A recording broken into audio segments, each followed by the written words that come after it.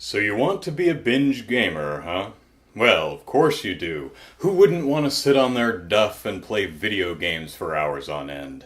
But it's not all fun and games, friends, for the true binge gamer plans, strategizes, and prepares for a gaming marathon much like a professional athlete would an Olympic event. Yes, binge gaming is serious business. It's not for everyone, and it's not to be taken lightly. People have died.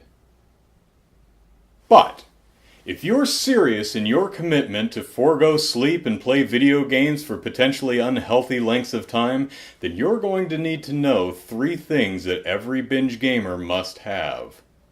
The first thing you need to understand is that contrary to popular belief, a true gaming marathon is not fueled by chips and soda alone.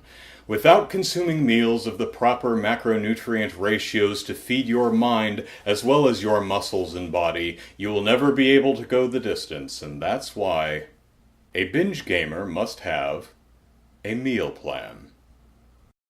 To create a proper meal plan, you must know yourself. You must know what you're doing and for how long. Take me, for example.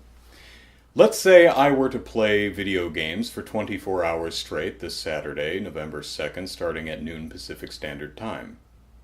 I might come up with something like this.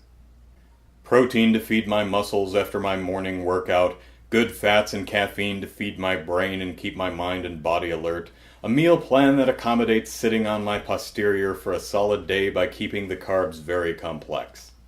Yes, a meal plan like that would definitely enable me to see a 24-hour gaming binge through to the end. But that's not enough.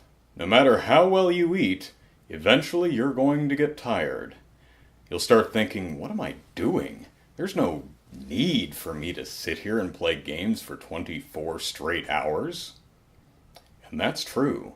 Without a good reason to binge, sooner or later you're going to hang up the controller and go to bed. And that's why a binge gamer must have a cause. You need something to strive for to keep yourself motivated when the hour grows late and the stamina wanes. Personally, I'd participate in this year's Extra Life charity event and play video games for 24 hours to raise money for the Rady Children's Hospital here in San Diego. Anyone who wished to support such an endeavor could go to extralife.org/participant/Andrew Eisen and make a tax-deductible donation, every penny of which would go to helping hospitalized kids. But even with a worthy cause to drive you, binge gamers are only human, and eventually will feel the desire to cheat. Just a little nap. Maybe end a bit early. After all, nobody's watching. And that's why a binge gamer must have a witness. Someone to keep you honest. These days you can crowdsource this responsibility, so if I were to binge game for charity, I'd stream the whole thing on Twitch TV and tell everyone I know to head to twitch.tv/Andrew Eisen and click the follow button so they'd receive a notification when I started.